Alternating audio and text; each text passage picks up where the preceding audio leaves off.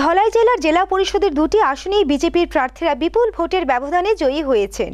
দুটি আসনে বিজেপির প্রার্থীরা জয়ী ঘোষণা দিতেই দলের নেতা কর্মী ও সমর্থকরা দুর্গাচৌমুহনী বাজারে বিজয় মিছিল বের করে বাজার এলাকার বিভিন্ন পথ পরিক্রম করে দুর্গাচৌমুহনী ব্লকের অধীন ধলাই জেলার জেলা পরিষদের ২ নং আসনে বিজেপি প্রার্থী আরতি চন্দ্রশীল ওনার নিকটতম প্রতিদ্বন্দ্বী জাতীয় কংগ্রেসের প্রার্থী রীতা দাসকে ২৮১০ ভোটের ব্যবধানে হারিয়ে দেন। মোট ভোট কাস্টিং হয় ৭৩৩১টি। বিজেপির প্রার্থী আরতি চন্দ্রশীল মোট ভোট পান ৫০১৫টি। কংগ্রেস প্রার্থী রীতা দাস ভোট পান ২২০৪টি। নোটা ভোট ১১২টি এবং বাতিল ভোট ১৭৩টি। এই ব্লকের অধীন জেলা পরিষদে ৩ নং আসনে বিজেপির প্রার্থী সন্তোষ কুমার দাস ৩২৩৪ ভোটের ব্যবধানে নিকটতম প্রতিদ্বন্দ্বী জাতীয় কংগ্রেসের প্রার্থী অভিজিৎ দাসকে পরাজিত করেন। এই আসনে ভোট কাস্টিং হয় ৫৭৩১টি।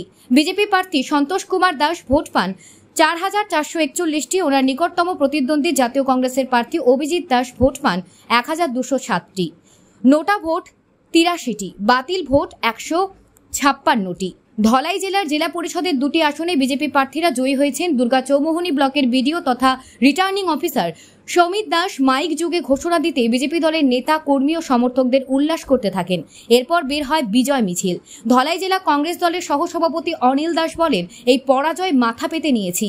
এই অল্প সময়ের মধ্যে কংগ্রেস প্রার্থীরা ভালো ভোট পেয়েছে, আমরা সাড়া পেয়েছি, মানুষ পরিবর্তন চায়। ৩ নং আসনে বিজেপি প্রার্থী সন্তোষ কুমার দাস জয়ী হয়ে বলেন, ত্রিস্তর পঞ্চায়েত নির্বাচনে ধলাই জেলার জেলা পরিষদের ২ নং এবং ৩ নং আসনের বিজেপি প্রার্থীরা জয়লাভ করেন।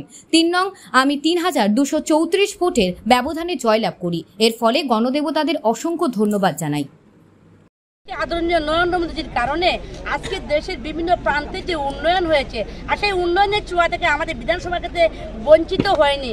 আর তার জন্য আজকে গণদেবতারা সেই উন্নয়নের ছোঁয়ার উপর নির্ভর করেই আজকে আমাদের দাদা যিনি মণ্ডল সভাপতি ৩ নং আসনে প্রার্থী হয়েছেন, দাদাকে বিজয়ী করা হয়েছে।